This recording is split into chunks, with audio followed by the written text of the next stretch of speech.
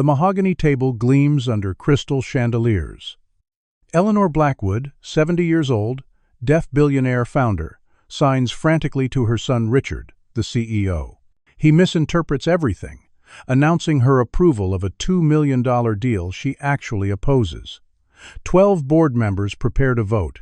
Then a small black boy in worn sneakers slips through the door, a mop bucket beside him. His hands move in perfect American Sign Language. Eleanor's eyes widen. Richard's face drains of color. Everything about to change hinges on what this child says next. The morning begins at 6:15 when Lorraine Anderson arrives at Stone Industries corporate headquarters in downtown Philadelphia. The building rises 40 stories into the gray dawn sky, all glass and steel and power. Lorraine has worked as night cleaning supervisor here for 6 years, arriving before sunrise and leaving after most employees start their day. She takes pride in her work, in the gleaming floors and spotless windows, in the way executives never have to think about who maintains their world of luxury. Her uniform is pressed, navy blue with her name embroidered on the pocket, and though her hands are calloused from years of scrubbing and polishing, she carries herself with dignity. She is 38 years old, a single mother, raising her son Devon alone after her husband Marcus died in a factory accident 3 years ago. The life insurance barely covered the funeral. She works this job and a weekend shift at a grocery store to keep their small apartment and put food on the table. Devon is her entire world, the reason she gets up every morning, the reason she endures the exhaustion and the aching feet, and the way some people look through her like she does not exist. Devon wakes at 6 in their apartment in West Philadelphia, 3 miles from the gleaming towers where his mother works. He is 10 years old, small for his age, with bright eyes that miss nothing and hands that are always moving, always curious. Their apartment is modest, 2 bedrooms on the 3rd floor of an old building where the radiator clanks and the neighbors argue and the sirens wail at night. But Lorraine has made it a home. There are books everywhere, stacked on shelves. Devon built himself from crates, covering topics from engineering to astronomy to languages. Devon loves words, loves how they fit together, loves learning how people communicate. He makes himself breakfast while his mother sleeps after her overnight shift, pouring cereal into a chipped bowl, adding milk carefully so it does not overflow, cutting a banana into precise slices. He is methodical, focused, older than his years in some ways, and still achingly young in others. By his bed are flashcards he made for vocabulary words, sketches of bridge designs he copies from library books, and 3 American Sign Language textbooks with worn covers. He started learning ASL 2 years ago when a deaf girl named Emma Rodriguez transferred to his school. The other kids did not know how to talk to her, so she sat alone at lunch, and Devon hated seeing anyone excluded. He went to the public library and checked out every book on sign language they had. He practiced for hours, his hands forming shapes in front of the bathroom mirror, until he could introduce himself to Emma. She cried when he signed hello to her, and they have been best friends ever since. Learning ASL opened a door for Devon into a world of silent communication, of expressing ideas through movement and space, of connecting with people others overlook. He is fluent now, not certified or formally trained, just a boy who taught himself from books because he wanted to make a friend feel less alone. At 7:30, Lorraine's phone rings. She answers groggily, listens, and her face falls. Devon's school has a burst pipe flooding the 1st floor, and classes are canceled for the day. The principal apologizes for the short notice. Lorraine sits on the edge of her bed, mind racing through options. Her sister Denise is out of town visiting family in Atlanta. The neighbors who sometimes watch Devon are both at work. She cannot afford to call in sick because she has no paid leave left after taking time off when Devon had the flu last month. She makes a decision she knows is risky, but sees no alternative. She will bring Devon to work, hide him in the storage room on the 5th floor, tell him to stay quiet and read his books. She has never done this before, has always been scrupulous about following the rules, but sometimes there are no good choices, only the least bad one.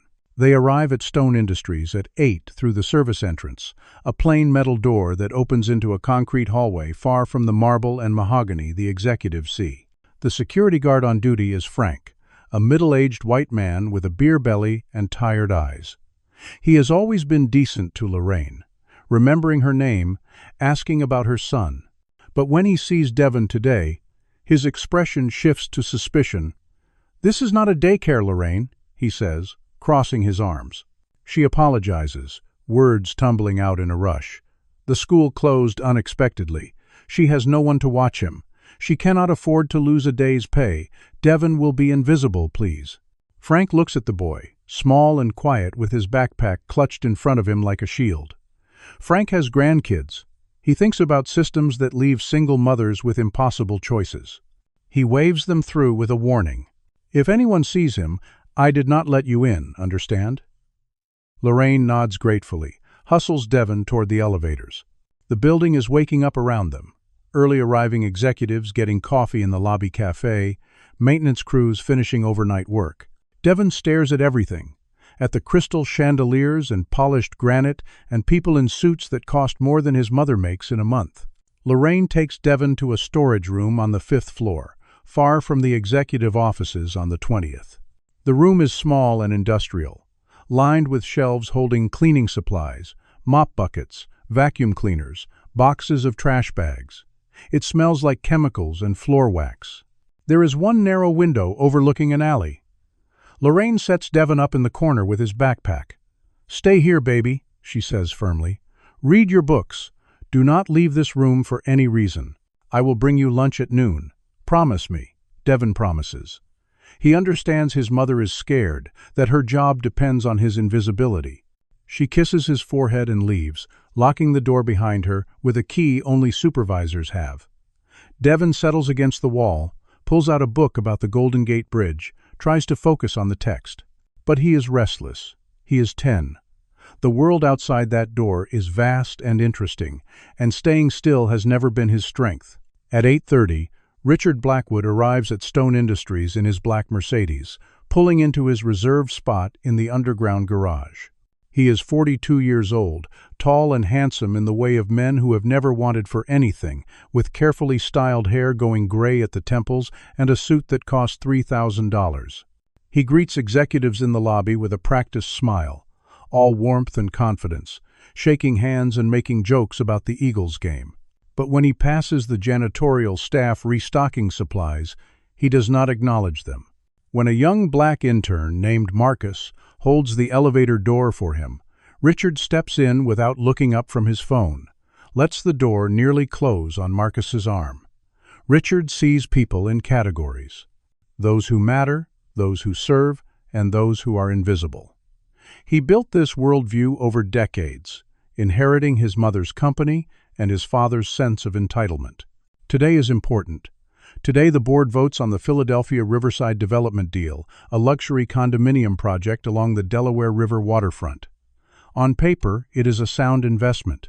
$2 million for land acquisition and initial construction, projected returns of $15 million over 5 years. But Richard has been skimming. The construction estimates are inflated by $600,000, routing the excess to shell companies he controls. The contractors listed in the proposal are either non-existent or owned by his assistant Greg under false names. It is fraud, simple and clean, and Richard has been doing versions of it for years. Small enough that auditors miss it, large enough that he has built a substantial hidden fortune. His mother Eleanor founded Stone Industries 40 years ago with her late husband, building it from a small construction firm into a real estate empire worth $2 billion. She is the majority shareholder, the moral center, the one person who could stop Richard if she knew what he was doing, which is why he has been lying to her in American Sign Language for 2 decades. Eleanor lost her hearing at 40 after a viral infection damaged her auditory nerves. She adapted, learned ASL, used hearing aids that provided partial help but never full restoration. As she aged and the hearing aids became less effective, she relied more on signing. Richard positioned himself as her interpreter, the bridge between her and the company she built. And slowly, carefully, he started changing her words. When she questioned budgets, he told the board she approved them. When she wanted delays, he announced her enthusiasm. He has been stealing her voice, using her deafness as a tool for his enrichment, and she trusted him because he is her son. At 9, Richard enters his mother's office on the 20th floor. Eleanor sits at her desk, elegant in a cream blouse and pearls, white hair styled in a soft wave, reading glasses perched on her nose. At 70, she still comes to the office 4 days a week, still reviews every major decision, still believes in the company she built with Arthur before cancer took him 8 years ago. She looks up when Richard enters, her face stern. She signs rapidly. The numbers for the Riverside deal do not add up. The construction costs are 30% higher than comparable projects. Something feels wrong. She wants to postpone the vote, hire an independent auditor to review everything. Richard watches her hands, absorbs her message, then turns to his assistant hovering in the doorway, and lies. "My mother wants to review the Riverside deal one more time before the board meeting at 10. She is pleased with the progress and ready to move forward." His assistant makes a note. Eleanor watches her son's face, searching for something she cannot name. She has had doubts before, moments when Richard's interpretations felt wrong, when the company moved in directions she did not choose. But he is her son. She raised him. She dismisses her instincts as paranoia, as age, as the isolation of deafness making her suspicious. She signs to Richard that she will see him at the meeting. Richard smiles, signs back that everything is perfect, and leaves her office. In 1 hour, the board will vote based on his lies. The fraud will be approved. Unless something changes, Devon tries to read about suspension bridges and load distribution, but his mind wanders. He hears sounds through the door, footsteps and voices, and the mechanical hum of the building. His mother told him to stay put, and he meant to obey, but curiosity is stronger than obedience in a 10-year-old boy. At 9:15, he carefully opens the storage room door and peeks into the hallway. Empty. He steps out just for 5 minutes, just to see more of this incredible building his mother talks about but he has never explored. He finds a stairwell and starts climbing, backpack slung over his shoulder. Each floor is more impressive than the last. By the 10th floor, there is art on the walls, abstract paintings in gold frames. By the 15th, the carpets are plush and silent, the offices behind glass walls spacious and filled with expensive furniture. Devon has lived his entire life in spaces where every dollar mattered, where furniture came from thrift stores and walls were bare or covered with his own drawings. This world of casual wealth fascinates and disturbs him. On the 18th floor, Devon encounters a different security guard, not friendly Frank, but Blake, a white man in his early 30s with a crew cut and an aggressive stance. Blake spots Devon immediately. "Hey, what are you doing up here?" he shouts, striding toward the boy. Devon freezes, heart hammering. Blake grabs his arm, fingers tight enough to hurt. "How did you get in this building?" Devon stammers that his mother works here, that he is not doing anything wrong, that he was just looking around. Blake's face twists with suspicion and something uglier. "Yeah, right," he sneers. "Cleaning ladies' kid. You are trespassing." He radios for backup, starts dragging Devon toward the elevators. Devon protests, voice rising in panic, but Blake ignores him. "Kids like you do not belong on executive floors," Blake says. "What were you planning to steal?" The racial profiling is blatant and cruel.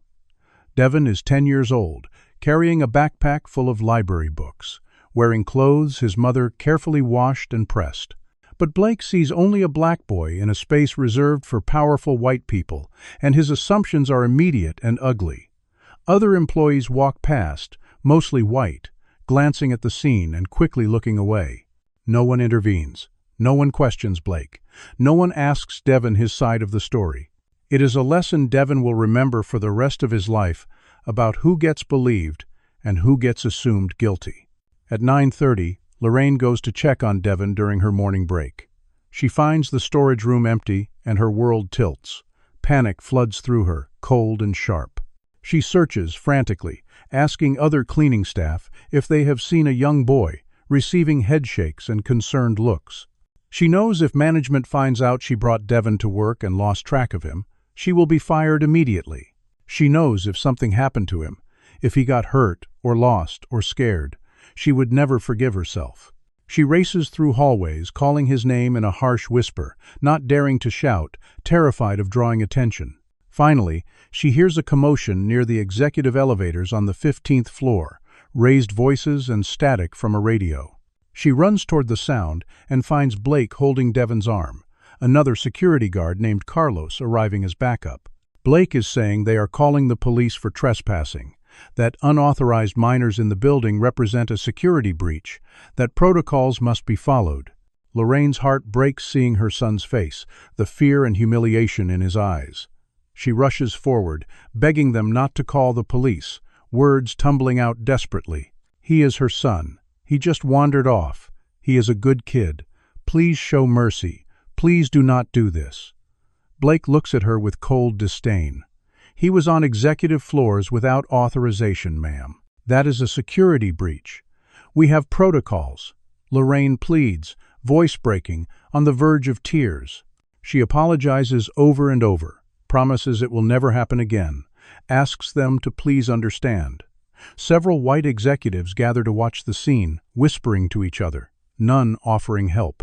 One woman approaches, Susan Reynolds, a senior vice president in her 50s with steel-gray hair and an expression of cold disapproval. She asks Blake what is happening. Blake explains the situation. Susan looks at Lorraine with distaste. "You brought your child to work?" she asks. "That is completely unacceptable. What is your name?" Lorraine gives her name, voice shaking, knowing this moment will define whether she keeps her job. Susan makes a note on her phone. "Report to Human Resources after your shift," she says. This is a terminable offense. The words land like blows. Lorraine has worked here 6 years with perfect performance reviews, never missed a day when she could help it, takes pride in doing her job well. But one emergency, one impossible situation, and she is disposable. Devon watches his mother beg these people for mercy, watches her demean herself to protect him, and rage builds inside him. He is 10, but he understands power dynamics, understands that his mother is being punished for circumstances beyond her control, while Richard Blackwood can arrive late and leave early, and no one questions him. He wants to defend her, but knows speaking will make things worse. Blake finally agrees not to call the police, but says Devon will be escorted out immediately and banned from the building. Carlos, who has been silent but looks uncomfortable with how this is being handled, offers to take Devon down to the lobby.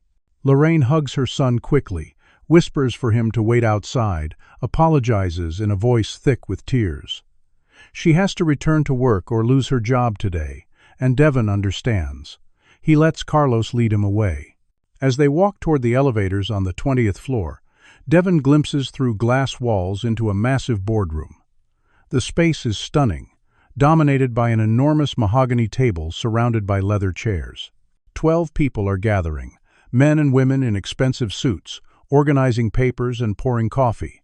At the head of the table sits an elderly white woman with elegant white hair and pearls, her posture regal despite her age.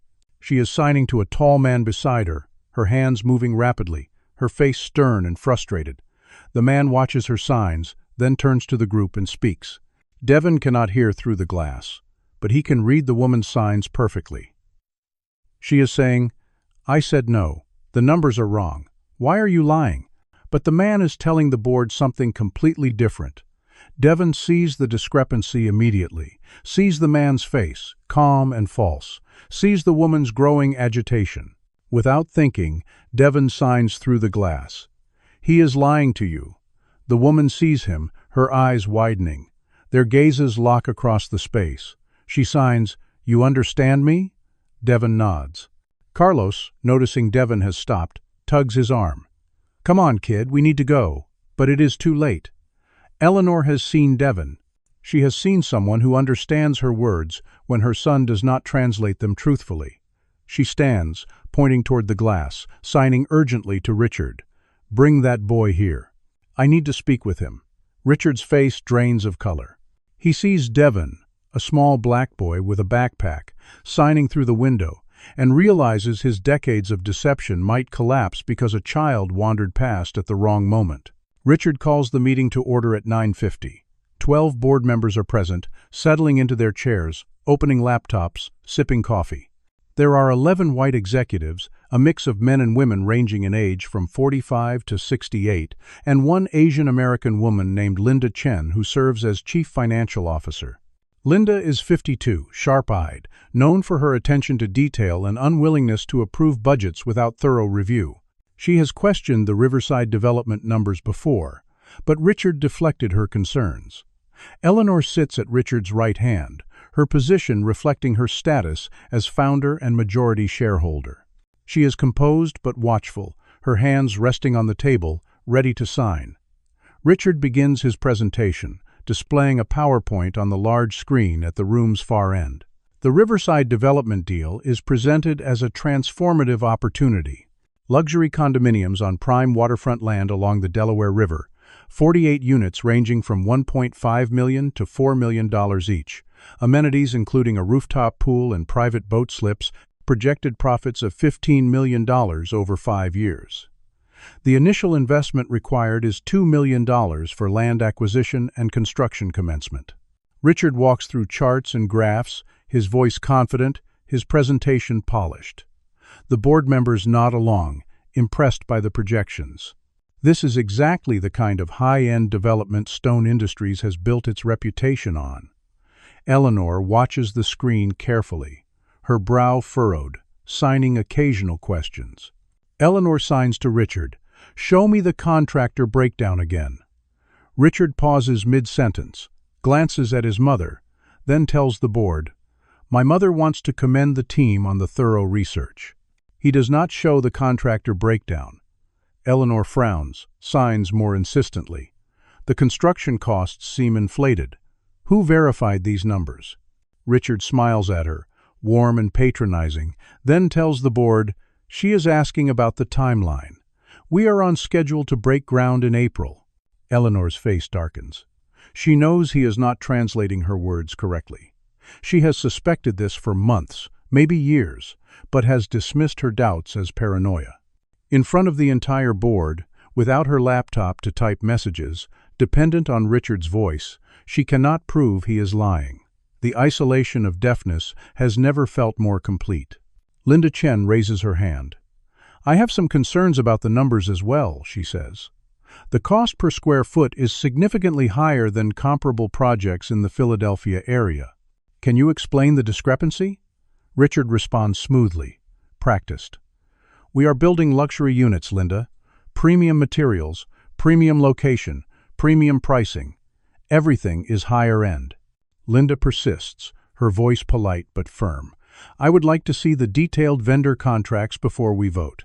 That is standard procedure for investments of this magnitude. Richard tenses slightly, his smile tightening. "Those contracts are still being finalized," he says. "We need to approve the funding now to secure the land purchase. The seller has another offer on the table.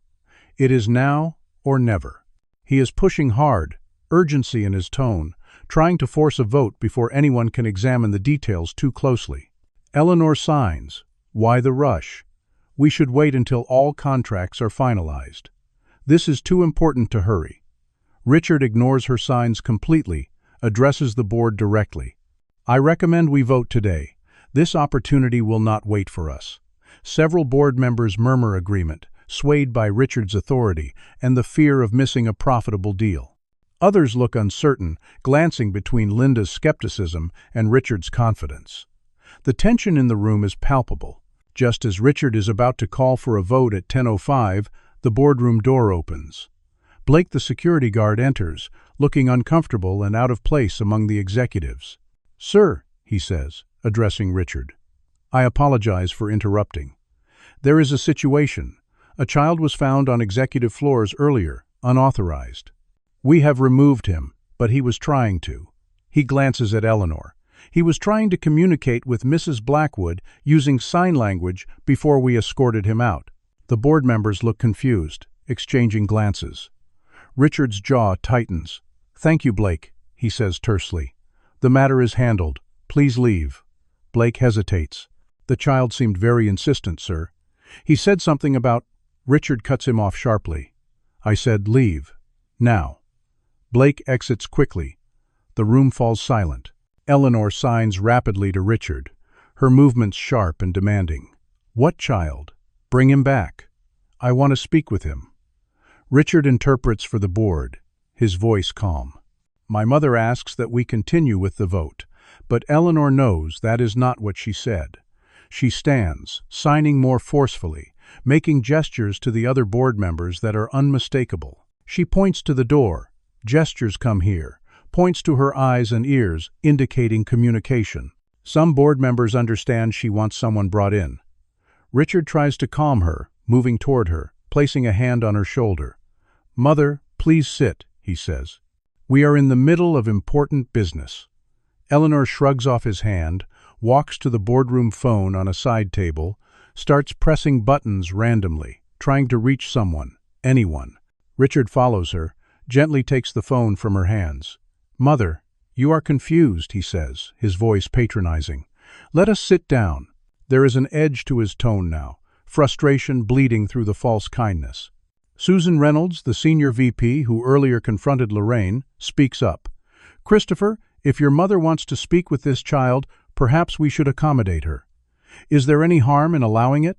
Other board members murmur agreement. The tension in the room is making everyone uncomfortable. They can see Eleanor is upset, can see Richard is resisting her wishes, and it looks bad. Richard is trapped. If he refuses, he appears cruel and controlling, undermining his mother in front of the board. If he agrees, this child might expose his lies. He makes a calculation. The boy is 10 years old, black, from a working-class family. Even if he says something about the signs, Richard can dismiss it as childish confusion. The board will believe Richard over a janitor's kid. He pulls out his phone, sends a quick text to Greg, his assistant. "Handle the Williams woman. Make it look justified." Then he addresses the board. "Fine," he says. "Blake, bring the child back, but make it quick. We have business to complete." Eleanor sits back down, satisfied. Richard has 2 minutes before the boy returns. 2 minutes to prepare for whatever threat this child represents. The board waits, curious now, tension replaced by intrigue. What could a child possibly have to say that matters to a $2 million business deal? They are about to find out. Blake finds Devon sitting on a bench outside the building's main entrance, his backpack beside him, his face dejected. Carlos has stayed with him, unwilling to leave a 10-year-old alone on a Philadelphia street. Blake approaches, his expression unreadable. "Mrs. Blackwood wants you back upstairs," he tells Devon. Devon looks up suspiciously. "Why?" he asks. Blake shrugs. "She wants to talk to you." "About the sign language." Devon hesitates, fear and hope warring inside him. He is scared of getting his mother in more trouble, scared of the powerful people in that boardroom, but also curious about the elegant woman whose words were being twisted. Carlos, sensing Devon's fear, crouches to his level. "It is okay, kid," he says gently. "Mrs. Blackwood is a good person. If she wants to talk to you, that is a good thing." Devon reluctantly agrees, stands, follows Blake back into the building. They ride the elevator to the 20th floor in silence. Devon's heart pounds, his palms sweat. His mind races with what he might say and whether anyone will believe him. Blake leads Devon into the boardroom at 10:17. Devon has never seen anything like this space. The room is massive, with floor-to-ceiling windows offering panoramic views of Philadelphia, the Delaware River visible in the distance. The mahogany table seems to stretch forever, surrounded by leather chairs that probably cost more than his mother makes in a year. Crystal chandeliers hang from the ceiling, casting warm light over everything. 12 powerful people stare at him, their expressions ranging from curiosity to annoyance to suspicion. Devon is acutely aware of his worn sneakers, his faded backpack, his brown skin in this room of mostly white faces. He feels small and out of place and terrified. Richard looks at him with barely concealed hostility, his jaw tight, his eyes cold. But Eleanor's face lights up when she sees Devon. She immediately starts signing. "Hello, what is your name?" Devon shyly signs back. "Devon Anderson, ma'am." The board members gasp softly, surprised murmurs rippling around the table. This child knows American Sign Language fluently, his signs precise and confident. Eleanor smiles, her whole face softening. "How old are you?" she signs. 10. Devon signs back. "Where did you learn to sign?" Eleanor asks. Devon explains in ASL, his hands moving smoothly, that there is a deaf girl in his class named Emma Rodriguez. He wanted to be her friend, so he taught himself sign language from library books over the past 2 years. He practiced every day until he could have conversations with Emma. Eleanor's eyes fill with tears at this simple story of kindness. Richard interrupts, speaking aloud to break the moment. "Mother, this is a waste of time. The child knows a few basic signs. Let us continue with our business." But Eleanor ignores him completely, keeps her eyes on Devon. She signs more complex sentences, testing him. "Can you interpret for me during this meeting? My son has been making mistakes." Devon signs back, his movements deliberate, his face serious. "He was not making mistakes, ma'am. He was lying. You told him the numbers were wrong. He told the board you approved them." Silence fills the room. Richard laughs nervously. "The boy is confused, Mother. He does not understand business discussions. He is misinterpreting what he saw." But Eleanor signs to Devon. "Tell them exactly what I say." Then she addresses the board through Devon, her hands moving as he speaks her words aloud. "I do not approve the Riverside development deal. The construction costs are inflated by at least 30%. I want a full independent audit before any vote takes place." Her words, spoken by a 10-year-old boy, land like bombs. The board members sit frozen, staring at Eleanor, then at Richard, trying to process what they just heard. Richard's face reddens. "Mother, you are being influenced by a child who does not understand what he is seeing," he says, his voice rising. "I have been interpreting for you for 20 years. You are going to trust him over me?" Eleanor signs. Devon interprets. "You have been lying to me for 20 years. The accusation hangs in the air." Richard tries to regain control, his voice sharp with authority. "This is absurd. We are going to trust the interpretation of a 10-year-old over the CEO of this company?" Linda Chen speaks carefully.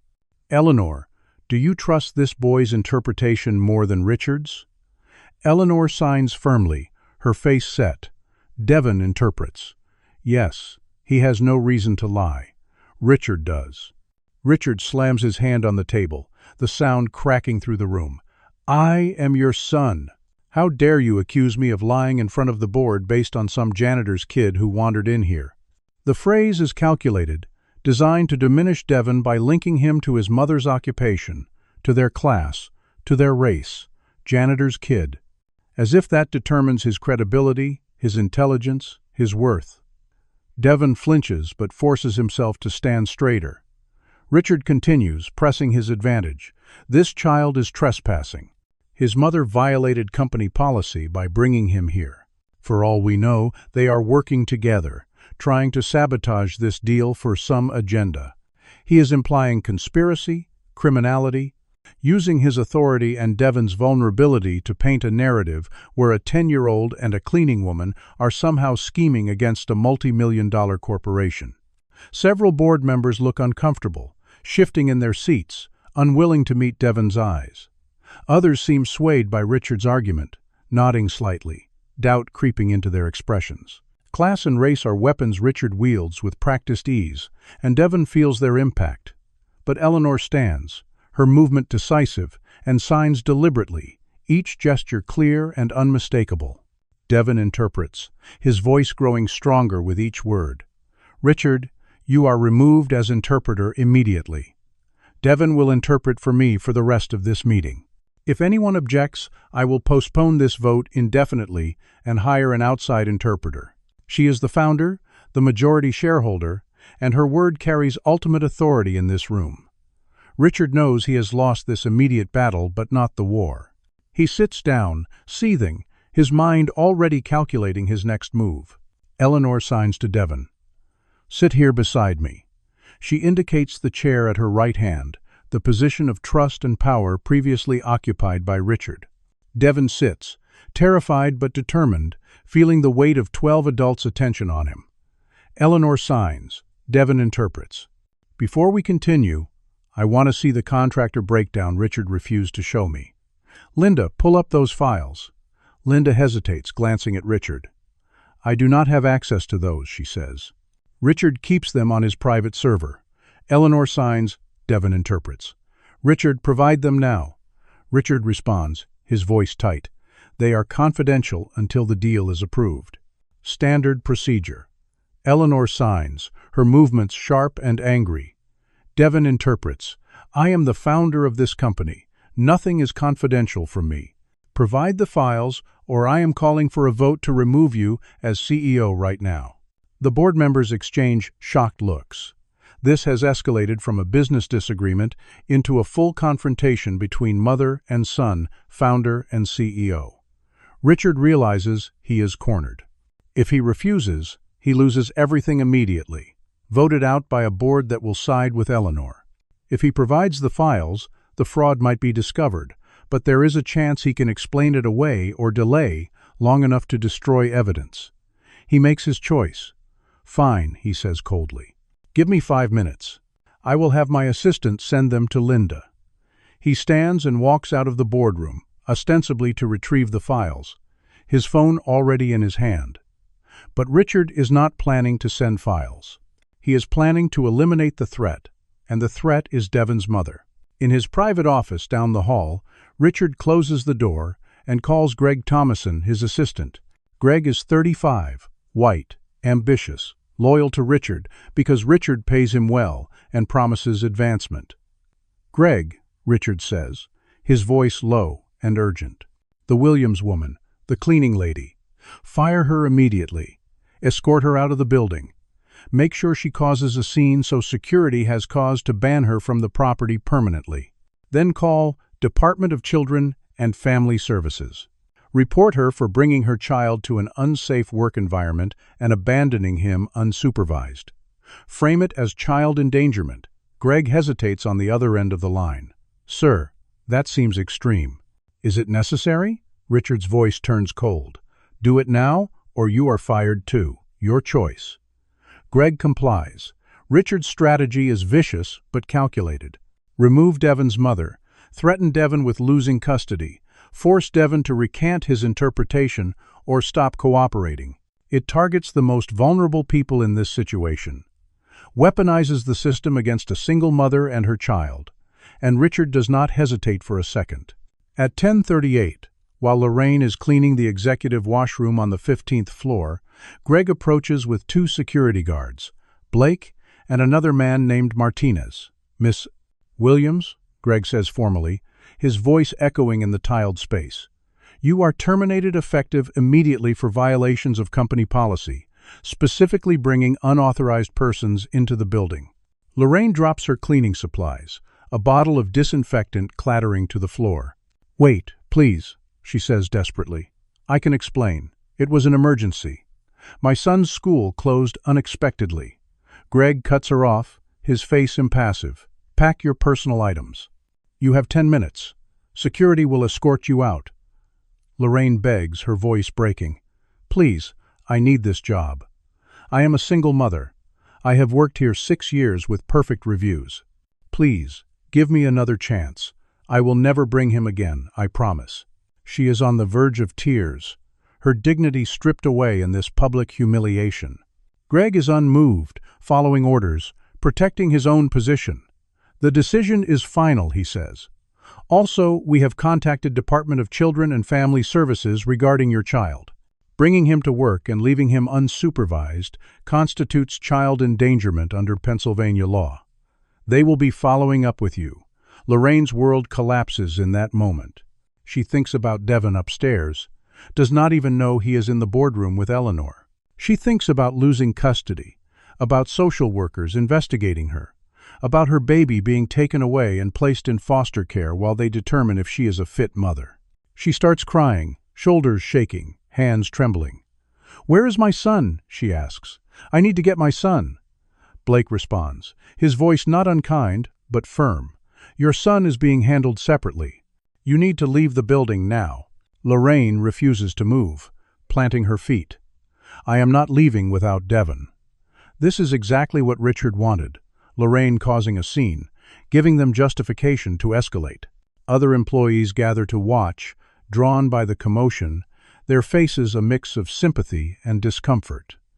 Blake threatens to have her arrested for trespassing if she does not leave voluntarily.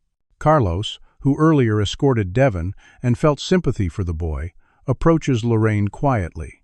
"Your son is with Mrs. Blackwood in a meeting," he tells her.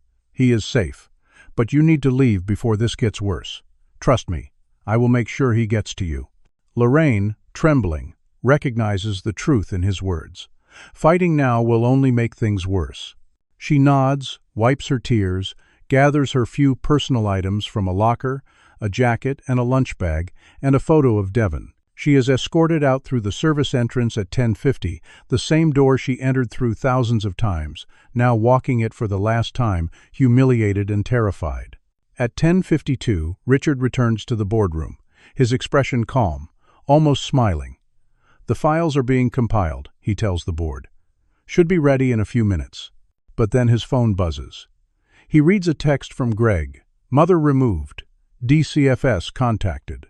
Awaiting further instructions."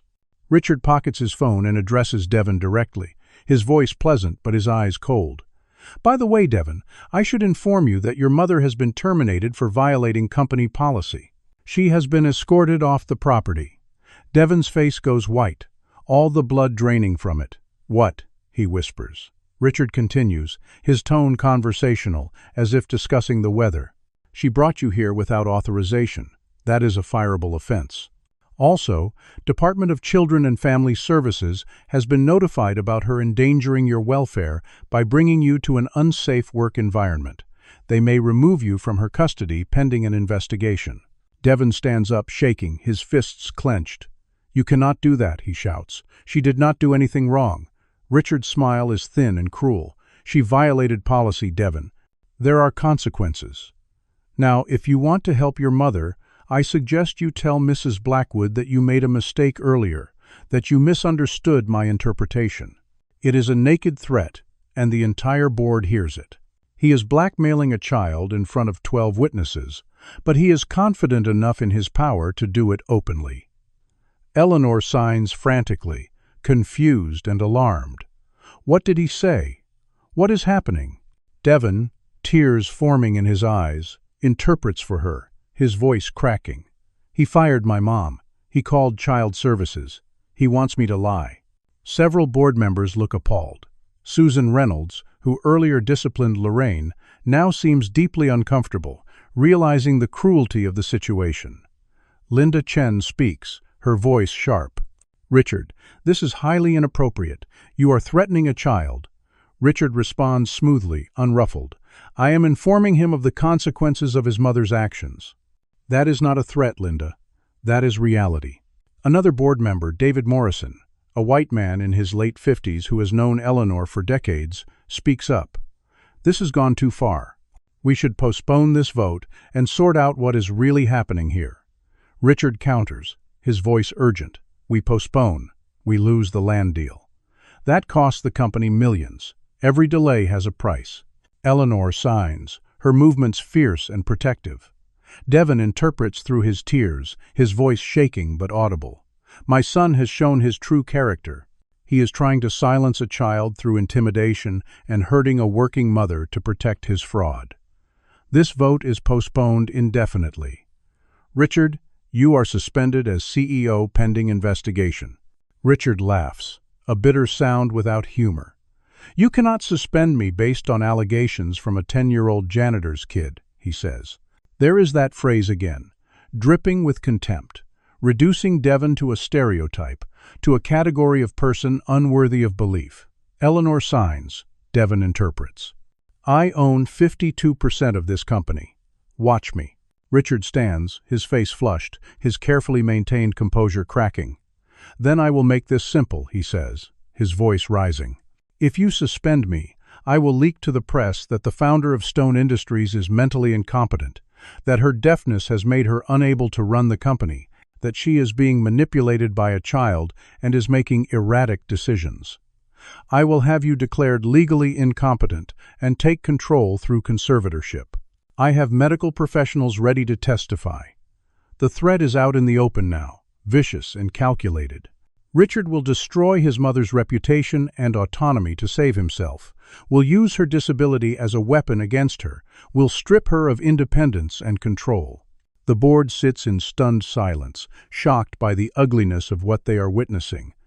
Eleanor's face goes pale, her hands trembling. She never imagined her son would go this far, would weaponize her deafness, would threaten her with legal incompetence. Devon realizes the stakes are even higher than he thought. This is not just about money. It is about power, control, and a son willing to destroy his mother to protect his crimes. Devon wipes his tears with the back of his hand, stands up straight, and signs to Eleanor. His hands move with purpose and conviction. "I am not lying," he signs. "My mother taught me to tell the truth no matter what. Mr. Blackwood is stealing from this company and hurting people to cover it up." Then he turns to face the board, this small 10-year-old boy in worn sneakers and a faded shirt, and speaks in a clear, firm voice. "I know I am just a kid. I know my mom cleans toilets, and you are all rich and powerful. But I can read sign language, and I know what Mrs. Blackwood really said. She said no. She said, 'The numbers are wrong.'" "Mr. Blackwood lied." His voice gained strength with each sentence, fear transforming into courage. "And you know what? He fired my mom not because she broke rules, but because he is scared of the truth. That is not business. That is just being a bully." The board members are visibly moved by his courage. Even the skeptical ones cannot deny the sincerity in his voice, the clarity in his eyes. This child is not confused or manipulated. He is telling the truth as he saw it, risking everything for honesty. Richard scoffs, trying to regain control. "Very touching," he says sarcastically. "But you are still wrong, Devon." Devon looks directly at him, unblinking. "Then show everyone the contractor files," he says. "Prove me wrong." Richard's jaw tightens. "Those files are complex financial documents. You would not understand them even if you saw them." Devon does not back down. "Then explain them. If everything is honest, just explain." Richard has no good response, trapped by a child's simple logic. Eleanor watches Devon with growing admiration, signing to him, "You are very brave. Thank you." Linda Chen speaks up, her voice cutting through the tension. "I have been reviewing what financial documents I do have access to during this meeting," she says. "Richard, there are some irregularities I would like you to address." She pulls up a spreadsheet on the large screen at the front of the room, numbers and company names filling the display. The construction estimates list a contractor called Riverside Building Solutions for $1,200,000. I called them during this meeting. They have no record of any contract with Stone Industries. They have never heard of the Riverside Development Project. Silence fills the room, heavy and damning. Richard tries to maintain composure. "That must be an administrative error," he says. "The paperwork is still being processed. There are often delays in updating records." Linda continues, relentless. "I also called the second largest contractor, Apex Development. Same thing. No contract. No communication with us whatsoever. No knowledge of this project at all." She pulls up another screen. More data, more evidence. In fact, Richard, all 5 contractors listed in this proposal claim they have never heard of the Riverside Development deal. 5 separate companies, 5 denials. Richard's face is turning red, sweat beginning to bead on his forehead. "This is ridiculous," he says, his voice strained. "Obviously, there has been some miscommunication. Our development team will clear this up. Linda is not finished. Or these companies do not exist," she says. "Or they are shell companies you created to funnel money." The accusation is direct now. No more polite corporate language. Other board members pull out their phones, start searching for the companies Linda mentioned. Patricia Wu, a white woman in her early 60s who handles legal compliance, says, "Riverside Building Solutions has no website, no listed physical address, no business license on record with the Commonwealth of Pennsylvania." Another board member, Michael Torres, adds, "Apex Development was incorporated just 3 months ago. The listed owner is Greg Thomason." Someone asks, "Is that not your assistant's name?" The evidence mounts, damning and irrefutable. Richard tries to regain control, standing, gesturing for calm. "You are all jumping to conclusions based on incomplete information," he says. "Let me get my files, and we can clear this up. Every question has an explanation." But Eleanor signs, her movements sharp and final. Devon interprets. "No, we are calling the police right now. This is fraud." Richard looks at his mother, genuine desperation in his eyes for the first time. "Mother, do not be hasty," he says. "Think about the scandal. The company's reputation will be damaged." Eleanor signs, Devon interprets. "I am thinking about honesty. Something I should have done years ago when I first suspected you were not interpreting correctly." She is admitting she had doubts before, but ignored them out of motherly loyalty, out of hope that she was wrong, out of fear of what the truth would mean. That admission stops Richard cold, the realization that she knew, somewhere deep down, that he was lying to her. David Morrison speaks, his voice grave. "Eleanor is right. This needs to be reported immediately. Richard, I am calling for an emergency vote to remove you as CEO and suspend you from all company operations pending criminal investigation." Richard's voice rises, tinged with panic. "You cannot do this. I built this company's modern success. I expanded into new markets, doubled our revenue, made all of you wealthy." David responds firmly. "You built it on lies and theft." The vote is called. 11 board members vote yes to remove Richard. Only Richard votes no. It is over. Richard Blackwood is no longer CEO of Stone Industries. Security is called to escort him from the building. He looks at Devon with pure hatred, his mask finally falling away. "You destroyed your mother's life for nothing, kid," he says, venom in every word. "Even if they reinstate her, she will never work in this city again. I will make sure of it. I have connections everywhere. Your mother will be unemployable. You will regret this." After Richard is escorted out at 11:45 by Blake and Martinez, the adrenaline leaves Devon's body and he crashes. He starts crying, deep sobs shaking his small frame. "I need my mom," he says through tears. "I need to see my mom. What if they already took me away from her? What if I never see her again?" Eleanor signs gently, her face full of compassion. "Devon, you will see her very soon. I promise. Carlos will bring her back." But Devon is sobbing, all the fear and stress of the morning pouring out. "You do not know that," he cries. "Child services. They can take kids, and you do not see your parents for weeks or months. My friend Antonio, it happened to him. They said his mom was not taking care of him, and they took him and he cried every day and she cried every day, and it took 3 months before they believed she was a good mom. 3 months." Devon's voice breaks on the words, the terror of separation overwhelming him. Eleanor's heart breaks watching this brave child fall apart, realizing the cruelty of the system that threatens to punish him and his mother for Richard's actions.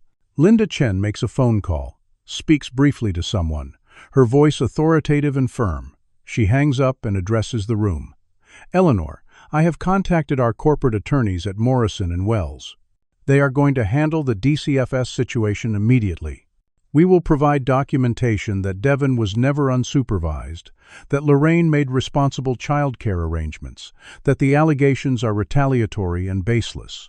Also, I have authorized immediate reinstatement of Lorraine Williams with full back pay, promotion to facilities manager with salary of $75,000 annually, and a formal company apology delivered by me personally."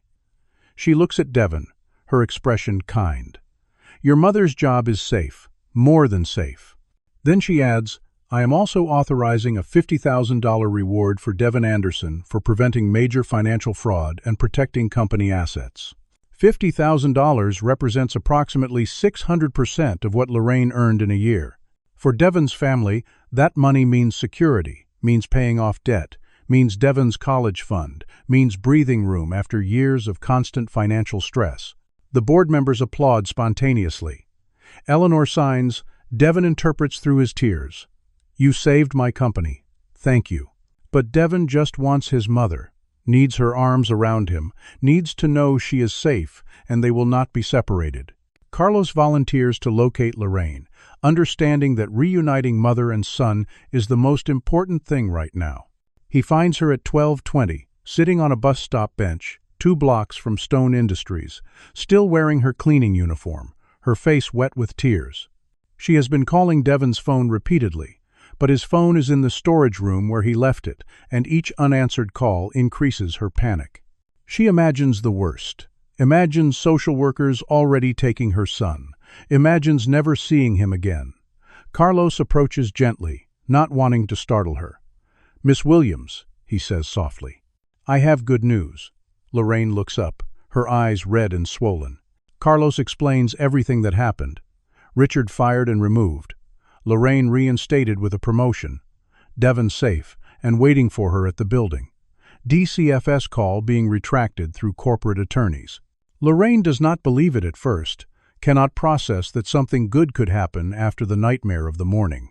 She thinks it is a cruel trick, that they will get her back inside and arrest her or take Devon. Carlos understands her distrust.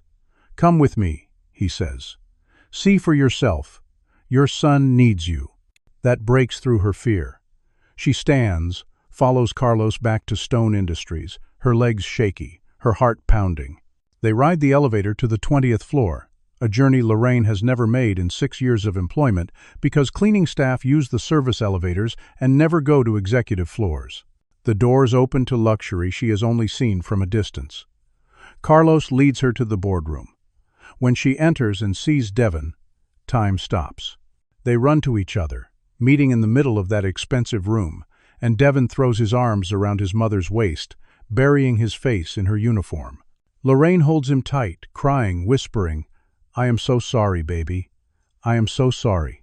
Devon is crying too, his words muffled against her. "Mom, I am so sorry. I got you fired. I should have stayed in the storage room like you told me." Lorraine pulls back, cups his face in her hands. "Baby, no," she says firmly. "You did exactly right. You helped that woman. You told the truth. You are my hero." They hold each other while the board members watch, some with tears in their own eyes. Eleanor watches this reunion, and her own eyes fill with tears, thinking about her broken relationship with Richard, about the love between this mother and son, about what she lost by not seeing her son's true character sooner. Eleanor asks Devon to interpret a conversation with Lorraine. Through Devon, Eleanor says, "Miss Williams, I owe you an enormous apology. You and your son were treated abominably in this building today. You were profiled, threatened, humiliated, and terminated unjustly. And it happened because of the culture my son created here and I allowed to fester. I take full responsibility for that failure." Lorraine, uncomfortable being addressed directly by a billionaire, nervous about saying the wrong thing, responds, "Thank you, ma'am. I appreciate that." Eleanor continues through Devon's interpretation. "Your son saved this company from a $2 million fraud. He showed courage I have not seen in adults 3 times his age. And you raised him to be that brave and honest. You should be very proud." Lorraine tears up, her voice thick. "I am proud," she says. "Every single day." Eleanor signs, Devon interprets. "I want to make things right.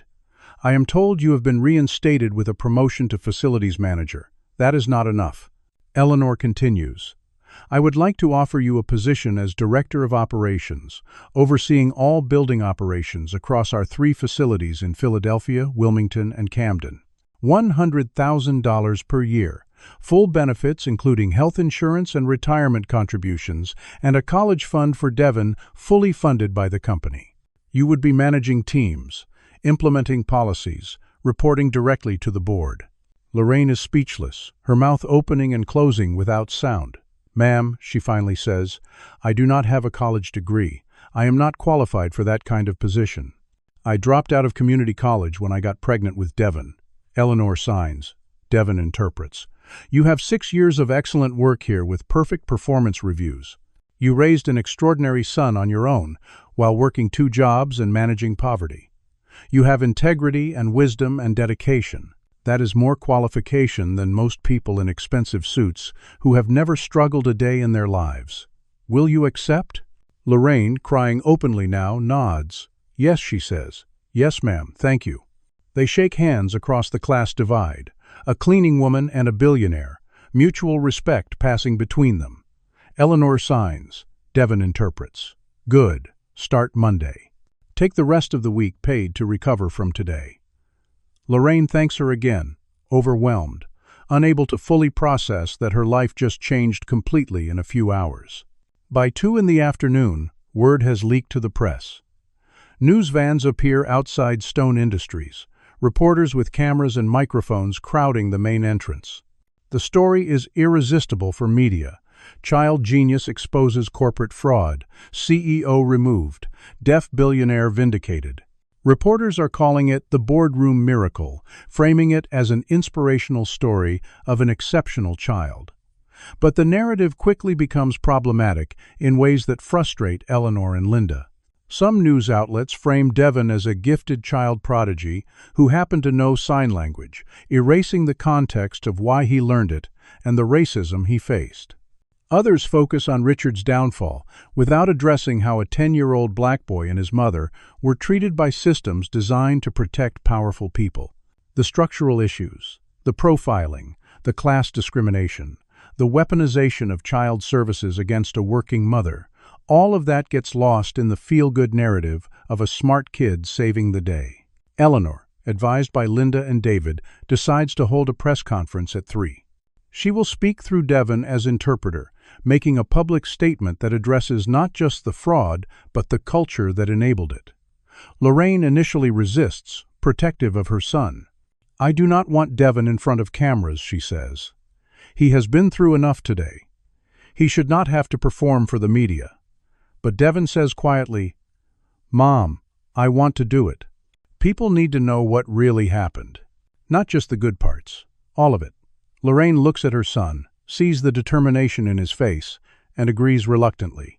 At 3 in the lobby of Stone Industries, Eleanor stands at a podium with Devon beside her, Lorraine slightly behind them, cameras flashing constantly, reporters shouting questions. Eleanor signs, Devon interprets in a clear voice. "This morning, my son Richard Blackwood was removed as CEO of Stone Industries and will face criminal charges for fraud and embezzlement. The fraud was discovered thanks to 10-year-old Devon Anderson, who accurately interpreted my concerns when my own son would not." She pauses, then continues. "But this is not just a story about fraud. It is about how this company treated Devon and his mother Lorraine. They were profiled because they are black and working class. They were threatened, punished, and humiliated for being in spaces that did not welcome them. That culture changes today." Eleanor announces new policies, Devon interpreting each one: mandatory anti-racism and implicit bias training for all staff at every level. Diversification of the board to include people from different racial and socioeconomic backgrounds. Scholarship program for children of service workers, fully funded. Promotion pathways for all employees, regardless of formal education level, based on merit and performance. Independent review of all firings and disciplinary actions from the past 5 years to identify patterns of discrimination, she concludes. Devon interprets. Devon Anderson did not just save my company from fraud. He showed me that the culture we built was broken, that we were complicit in systems of discrimination. I am grateful to him, and I promise to do better. The reporters love it, scribbling notes, recording every word. They ask Devon questions. One reporter shouts, "Devon, how do you feel about being a hero?" Devon looks uncomfortable with the word. "I am not a hero," he says. "I just told the truth. Heroes are people like my mom who work 2 jobs to take care of me." Another reporter asks, "What do you want to be when you grow up?" Devon thinks for a moment, then says, "I want to help people understand each other. Maybe a teacher, or someone who builds bridges between people who do not speak the same language." The reporters love this answer, the metaphorical weight of a child who interprets sign language, wanting to build bridges. After the press conference, as Devon and Lorraine prepare to leave, finally going home after the longest day of their lives, a police detective approaches. He is a middle-aged black man in a rumpled suit, his badge displayed on his belt. "I need to speak with Devon Anderson," he says. "We are investigating Richard Blackwood's fraud, and we need his testimony for the criminal case." Lorraine immediately tenses, stepping protectively in front of her son. "He is 10 years old," she says firmly. "He is not testifying against a powerful man in court." The detective's voice is sympathetic but insistent. "Ma'am, I understand your concern.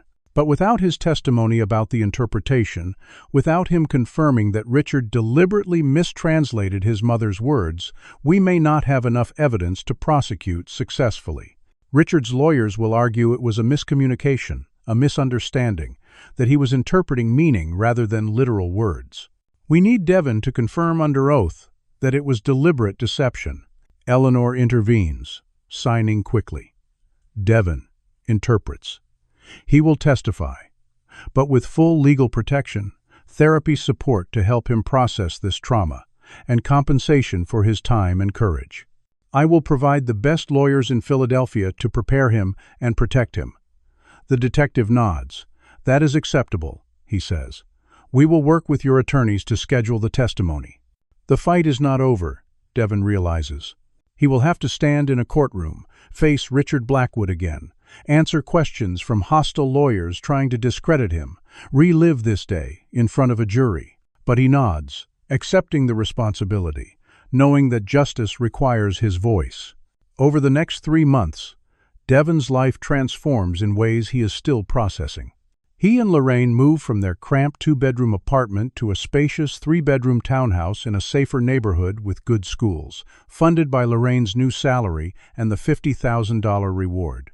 Lorraine thrives as director of operations, implementing changes that improve working conditions for custodial staff across all Stone Industries facilities, raising wages, providing better equipment, creating respect and dignity in jobs previously treated as invisible.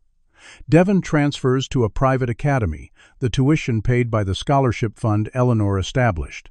He makes new friends, joins the debate team, continues teaching ASL to students who want to learn. But the trial looms over everything, a dark cloud that invades his sleep and fills him with dread. Richard Blackwood's defense team is aggressive and expensive, lawyers from a white shoe firm called Whitmore & Associates, preparing to tear apart a 10-year-old's testimony. They have filed multiple motions trying to exclude Devon's testimony, arguing he is too young to be a reliable witness, too biased because of his mother's employment situation, not a certified interpreter, and therefore not qualified to testify about sign language interpretation. All motions are denied by the judge, but they signal the defense strategy clearly: destroy the child's credibility, make the jury doubt him, paint him as confused or manipulated or lying for attention. Eleanor hires the best criminal defense attorneys to protect Devon, partners at Morrison & Wells, who specialize in witness preparation. They conduct mock trials, teach Devon how to answer questions clearly, warn him about tricks and traps, help him understand the process. But Devon is still scared. He has nightmares about being on the witness stand, about Richard's lawyers making him look stupid in front of everyone, about being proven wrong somehow and Richard going free. Lorraine considers backing out repeatedly.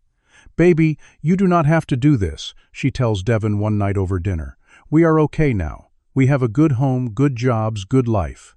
We can let the prosecutors find another way." But Devon shakes his head. "Mom, if I do not testify, he might get away with it." Then Mrs. Blackwood gets hurt again, and it was all for nothing. All the fear, all the risk, all of it means nothing if he does not follow through. Lorraine recognizes her son's stubborn integrity, the same quality that made him speak up in that boardroom, and she supports him even though it terrifies her. The trial starts on a cold January morning 3 months after the boardroom confrontation. The courthouse is an imposing stone building in downtown Philadelphia, with high ceilings and dark wood and an atmosphere of gravity. The prosecution presents their case methodically over the first 2 days. They show evidence of the fake contractors, shell companies incorporated under Greg Thomason's name, financial records showing Richard funneled over $2 million into personal accounts disguised as construction payments. They call Linda Chen to testify about the missing contracts, call board members to describe the meeting, call forensic accountants to detail the fraud. But the defense argues it was complex business dealing, not fraud, that Richard genuinely believed the deals were legitimate based on information provided by subordinates, that he was a victim of his assistant's schemes rather than the architect. The case hinges on intent. Did Richard knowingly deceive his mother and the board, or was he misled himself? That is where Devon's testimony becomes critical. If he can prove Richard deliberately mistranslated Eleanor's signs, it shows intent to deceive, shows Richard was the mastermind, not the dupe. Devon testifies on day 3. He wears a suit Eleanor bought him, dark blue with a crisp white shirt and a tie. Lorraine helped him knot that morning. The courtroom is packed with media, spectators. Eleanor sitting in the front row, Lorraine beside her, both women looking anxious and supportive. Richard sits at the defense table with his 3 lawyers, staring at Devon with cold eyes, his expression unreadable but menacing. Devon is sworn in, placing his small hand on the Bible, promising to tell the truth. He sits in the witness chair, which is too big for him, his feet barely touching the floor, and he feels the weight of everyone's attention. The prosecutor, a black woman named Attorney Monique Davis, leads him through friendly questions designed to establish his credibility. "What is your name?" "Devon Anderson." "How old are you?" 10 years old. I will be 11 next month." "How did you learn American Sign Language?" "I taught myself from library books because I wanted to be friends with a deaf girl in my class named Emma." Attorney Davis asks Devon to demonstrate his ASL skills for the jury. Devon signs simple sentences, then complex ones, showing fluency and confidence. The jury, 6 white people, 3 black people, 2 Latino people, 1 Asian American person, watches with interest. Devon explains what he saw in the boardroom, how Eleanor signed that the numbers were wrong and she wanted to postpone the vote, how Richard told the board she approved moving forward. He demonstrates the specific signs Eleanor used, shows how different they are from what Richard claimed she said. Attorney Davis asks, "Devon, are you certain about what you saw?" Devon nods. "Yes, ma'am. I am certain. Mrs. Blackwood was very clear. She said no. Mr. Blackwood said yes." The prosecution rests after establishing Devon as a credible, intelligent witness who accurately reported what he observed. Then comes cross-examination, and Devon's stomach churns with anxiety. Richard's lead attorney is Mr. Harrison Whitmore, a white man in his mid-60s with silver hair and an expensive suit, known for his aggressive tactics. He approaches Devon with a smile that does not reach his eyes. "Hello, Devon," he says in a pleasant voice. "You seem like a very smart young man." Devon responds carefully. "Thank you, sir." Whitmore continues, his tone conversational. "Now, you taught yourself sign language from library books, is that correct?" "Yes, sir." "Not from a certified instructor or formal classes?" "No, sir." "So you have never taken any test to verify your proficiency in American Sign Language?" "No, sir. I am 10. I have never taken a driving test either, but I know how cars work." Some jurors smile at this response, but Whitmore does not. "You have never been certified by any organization as a qualified ASL interpreter, correct?" "Correct," Devon says. "I just learned it to talk to my friend." Whitmore shifts tactics. "On the morning in question, you had been hiding in a storage closet because your mother brought you to work illegally. Is that right?" Attorney Davis objects immediately. "Relevance, Your Honor?" The judge sustains the objection, but the seed is planted. "Jamal's mother broke rules." Whitmore rephrases. "You were in the building without authorization, were you not?" Devon hesitates. "I was there because my mom had no other choice." Whitmore presses. "Just answer yes or no, please." "Were you authorized to be in that building?" "No, sir." "And you were removed by security for trespassing on executive floors?" "They thought I was trespassing. I was just looking around." "Did you have permission to be on the 20th floor?"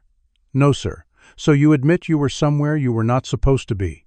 Devon's voice is small. "Yes, sir." Attorney Davis objects again, arguing this is character assassination rather than relevant questioning. The judge allows it but warns Whitmore to connect these questions to the case. Whitmore shifts focus. "Devon, in that boardroom, you observed Mr. Richard Blackwood interpreting for his mother. You had never seen him interpret before that day, had you?" "No, sir." "So you do not know his normal interpretation style, his usual methods, his relationship with his mother's communication?" I know what Mrs. Blackwood signed, and I know what he said, and they did not match. But Whitmore presses. American Sign Language, like any language, can have nuances, idioms, context-dependent meanings. Is it not possible that Mr. Blackwood was interpreting the emotional meaning of his mother's signs rather than the literal words? Devon thinks carefully. No, sir. She signed no very clearly. He said yes. That is not about nuance. That is lying. Whitmore raises his eyebrows. Strong word. Lying.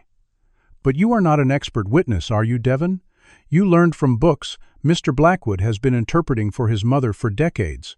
Is it not possible he understands her signing style better than you, a child who observed her for 5 minutes?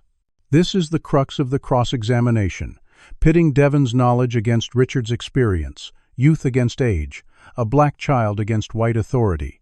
Devon feels the trap, but speaks carefully. I know what I saw, sir. Mrs. Blackwood was upset. She kept asking why he was lying. That is not about signing style. That is about dishonesty. Whitmore tries another angle. Or perhaps she was upset about something else entirely, and you misunderstood the context. Devon shakes his head. No, sir. She pointed at papers about the Riverside deal. She signed the word fraud. She was very specific. The cross-examination continues for an hour and 20 minutes. Whitmore trying every approach. He suggests Devon was coached by the prosecutors, implies he is seeking attention and fame, hints that his mother's new job created bias and motivation to lie. But Devon does not break, does not contradict himself, answers each question honestly and directly. Finally, Whitmore asks, Devon, do you realize that your testimony could send Mr. Blackwood to prison for years? Devon looks at Richard, then back at Whitmore. I realize he stole $2 million and tried to ruin my mother's life, sir. Whitmore's voice becomes stern. Do you not think accusing someone of lying is a very serious charge, especially against a respected businessman? Devon looks directly at the jury, his voice clear and strong. It is more serious to actually lie, sir. Lying about stealing is worse than calling someone a liar when they really are one. The courtroom murmurs with approval. Several jurors nod. Whitmore has lost this exchange, and he knows it. He tries one final attack. One last question, Devon. Are you testifying today because you genuinely believe Mr. Blackwood committed fraud, or because you are angry he fired your mother and you want revenge? It is meant to discredit Devon through emotion, to suggest personal vendetta rather than truth. But Devon's answer is perfect. Both, sir. I am angry because he fired my mom unjustly and called child services to separate us. That was cruel and wrong. And I know he committed fraud because I saw him lie to his own mother and the board. Being angry does not make me wrong. It makes me human. The gallery actually applauds. The judge gavels for order but does not reprimand them. Whitmore, frustrated, says he has no more questions. After Devon steps down, emotionally exhausted but intact, the prosecution rests their case. The defense calls its witnesses over the next day.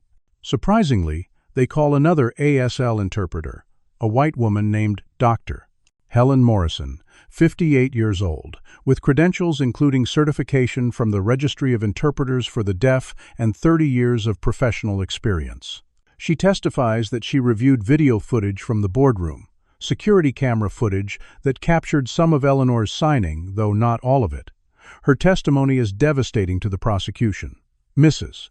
Blackwood's signing in that footage is ambiguous, she says.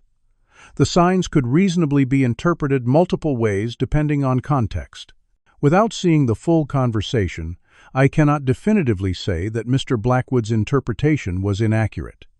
The prosecution is stunned. Is Devon wrong? Did he misinterpret after all? The doubt is planted in the jury's minds. They shift uncomfortably, glancing at Devon in the gallery, uncertainty on their faces. Attorney Davis cross-examines Dr. Morrison aggressively. How much footage did you review, doctor?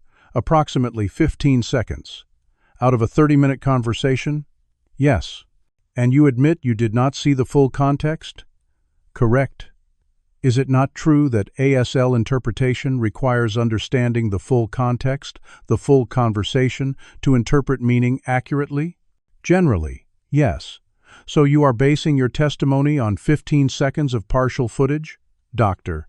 Morrison admits, that is correct, but the signs I observed were ambiguous. Attorney Davis presses.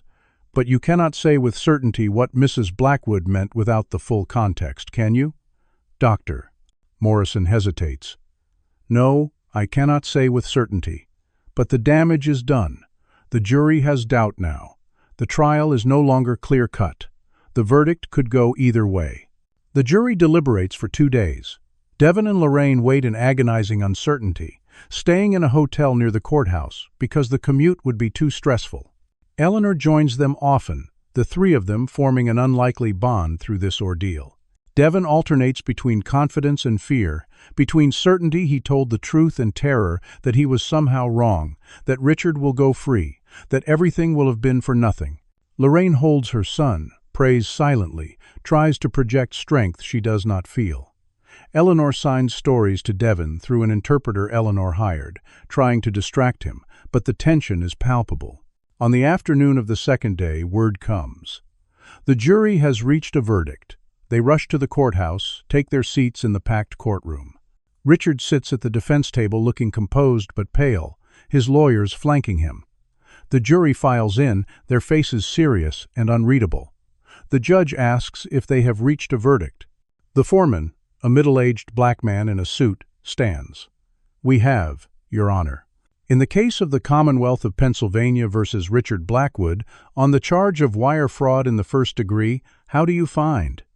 The foreman reads from a paper, his voice steady. We find the defendant guilty. On the charge of embezzlement, how do you find? Guilty. On the charge of elder abuse through financial exploitation, how do you find? Guilty. 3 guilty verdicts. Richard's face crumbles, color draining away.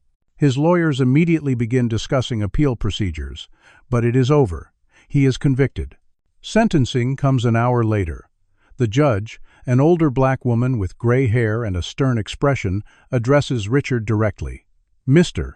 Blackwood, you betrayed your mother's trust, exploited her disability, stole from the company she built, and when a child tried to expose your crimes, you retaliated against him and his mother with shocking cruelty. You are sentenced to 8 years in federal prison, restitution of $2,300,000 plus penalties and interest, and permanent prohibition from serving as an officer or director of any publicly traded company. Richard is led away in handcuffs, his expensive suit and polished shoes looking absurd as he shuffles out in chains. Eleanor watches her son go, tears streaming down her face. She signs to the interpreter beside her. I failed him as a mother. But even as she says it, she knows that is not true.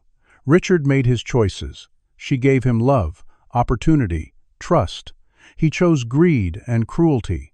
That is not her failure, it is his. 3 months later, Devon is 11 years old. Life has found a new rhythm. He sits in Eleanor's office at Stone Industries after school twice a week, doing homework at a desk she set up for him by the window. He comes to interpret for Eleanor during certain meetings, paid as a consultant, his earnings deposited into a college fund now worth $83,000. He has become comfortable in this world of business while never forgetting where he came from, never losing the humility and kindness that defined him before fame. Lorraine is thriving in ways that amaze her. She revolutionized operations at Stone Industries, improved worker conditions dramatically, implemented fair wage increases for cleaning and maintenance staff that brought some workers above the poverty line for the first time. She is featured in business magazines as a success story, invited to speak at conferences about leadership and class mobility. But she remains humble, still wears practical clothes, still remembers cleaning toilets just months ago, still treats every employee with respect regardless of their position. Eleanor has changed profoundly. She hired a full-time certified ASL interpreter named Rosa Martinez, a young Latina woman who accompanies Eleanor throughout her workday. But Eleanor still prefers when Devon interprets for casual conversations, for the friendship they have built. They have become unlikely friends. this 70-year-old deaf billionaire, and the 11-year-old black boy from West Philadelphia, learning from each other in ways neither expected. Eleanor teaches Devon about business strategy, about investing, about using wealth responsibly. Devon teaches her about perspective, about seeing employees as whole people, about systems of inequality she previously did not notice. Their relationship has made both of them better. One afternoon in April, Eleanor calls Devon and Lorraine to her office for a private meeting. She has news, something she has been planning for weeks. Through Rosa interpreting, Eleanor addresses them both. "I am stepping down as chairman of Stone Industries," she says. "I am 70 years old, and I want to spend my remaining years focused on philanthropy rather than corporate management." She pauses, watching their reactions. "I am establishing the Williams Foundation, a $1 billion endowment focused on education equity, particularly for children of color and working-class families.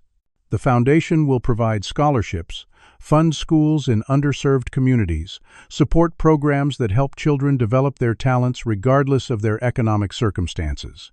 Lorraine, I want you to serve as executive director.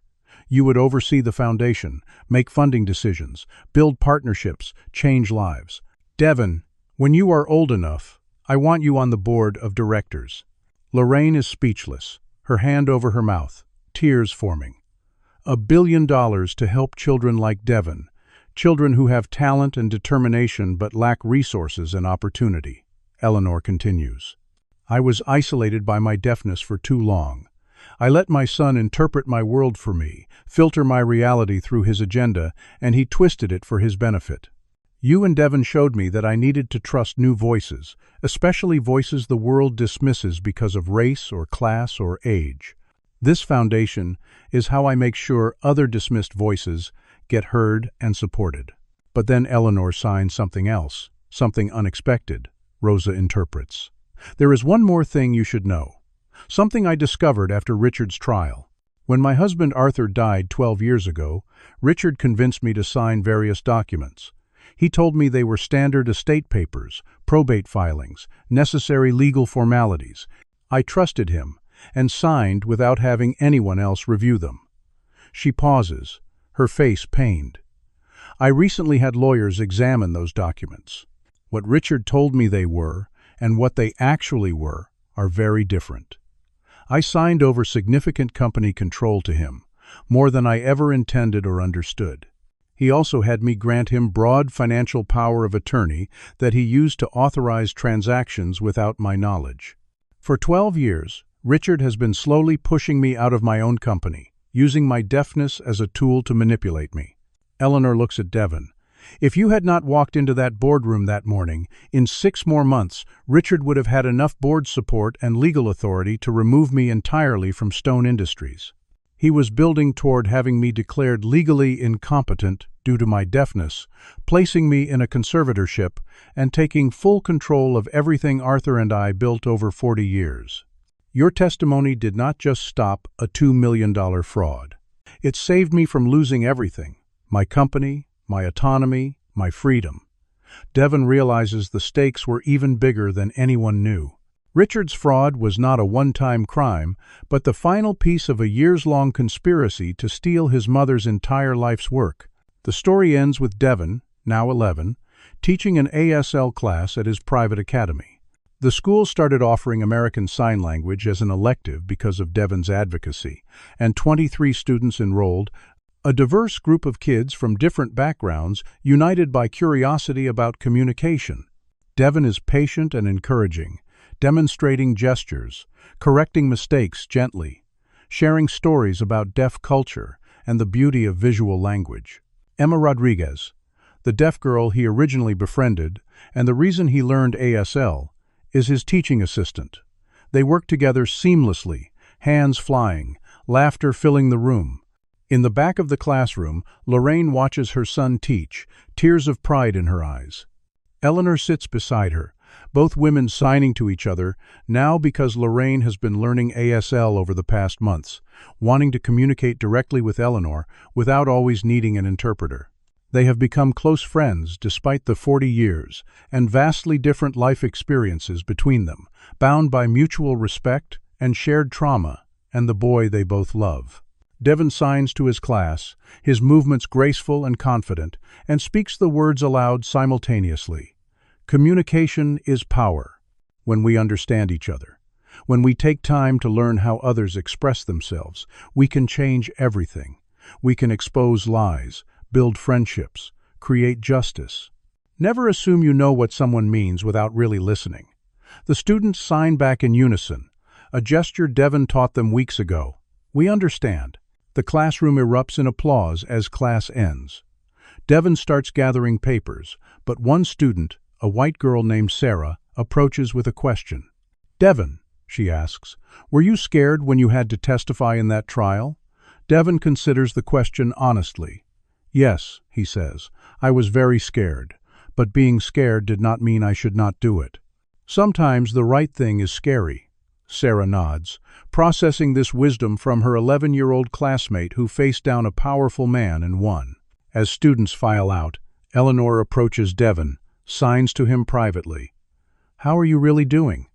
Devon smiles, signs back. "I am good, Mrs. Blackwood, really good. Some kids at school are weird about the whole thing, treat me like I am famous or special.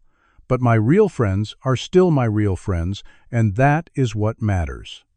Eleanor signs, "You are special, Devon. Not because of what happened in that boardroom, but because of who you are. Kind, brave, honest. The world needs more people like you." Devon blushes, looks down. "I am just trying to be like my mom. She is the brave one. She raised me alone and worked so hard and never complained. Everything I am comes from her." Eleanor signs. "Then she is an extraordinary woman." Devon signs back, "She really is." They walk out together, Devon, Lorraine, and Eleanor. Three people whose lives intersected by chance one November morning and changed each other forever. Outside the school, reporters still occasionally appear, wanting updates on the miracle boy, but Devon has learned to politely decline interviews. He said what needed to be said. Now he just wants to be 11, to learn and grow and help others, without being treated like a celebrity. They drive home in Lorraine's new car, a modest Honda she bought, used but reliable, and talk about ordinary things, dinner plans and homework and upcoming weekend activities. Normal life is a gift after months of trials and publicity and upheaval. Devon is learning to appreciate normalcy, to find joy in routine, to be a kid again. That night before bed, Devon asks his mother a question that has been on his mind. "Mom, do you think Mr. Blackwood will ever say he is sorry?" Lorraine sits on the edge of Devon's bed, considers her answer carefully. "I do not know, baby. Some people never take responsibility for what they have done. They blame everyone else, or convince themselves they were justified. Mr. Blackwood might be like that. But whether he apologizes or not does not change that what you did was right. You told the truth. You helped Mrs. Blackwood. You stood up to someone powerful when everyone else was scared. That matters more than his apology." Devon nods, satisfied with that answer. He thinks about Eleanor, about how she lost her son but gained friends, about how betrayal and loss can lead to new beginnings if you are brave enough to change. He thinks about his mother, about how she turned humiliation into opportunity, about how she never let bitterness destroy her kindness.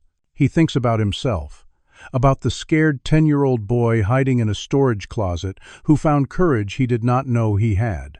Before you go, I want to ask you something. Have you ever witnessed injustice and wondered if speaking up would matter? Have you seen someone being treated unfairly because of their race, their class, or their circumstances, and struggled with whether to intervene? Devon's story reminds us that courage is not about being fearless. It is about acting despite fear. It is about telling the truth even when powerful people want you silent. It is about standing with the vulnerable even when the system protects the privileged. So here is my question for you. If you were in Devon's position, would you have spoken up, knowing it might cost your mother her job and separate you from her? Think about that. Share your thoughts in the comments below. And if this story moved you, if it reminded you that one person can make a difference regardless of age or background, please hit the like button and subscribe to this channel for more stories about courage and justice. Share this video with someone who needs to be reminded that speaking truth to power matters, that fighting for what is right is always worth it, even when the cost is high. Thank you for watching, for caring about these issues, and for believing that together we can build a world where everyone is heard and valued. Remember, communication is power, and when we truly listen to each other, we can change everything. Take care, stay brave, and never stop standing up for what is right.